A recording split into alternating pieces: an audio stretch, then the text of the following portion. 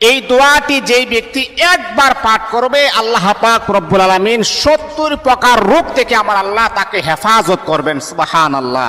বড় মর্যাদাশীল একটি দোয়া আমার প্রিয় বন্ধুগণ। একবার যদি আপনি পাঠ করেন, এর মাঝে নিম্ন স্তরে যেই অবস্থাটা সেটা হচ্ছে আল্লাহ পাক রব্বুল আলামিন আপনার দরিদ্রতাকে আমার আল্লাহ দূর করে দিবেন।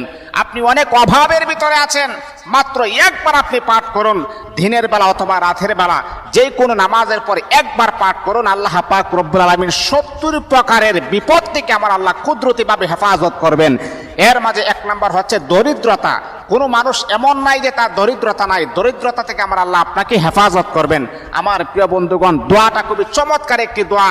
দোয়াটা হচ্ছে লা হাওলা ওয়ালা কুওয়াতা ইল্লা বিল্লাহি ওয়ালা মানজা মিনাল্লাহি ইল্লা ইলাই।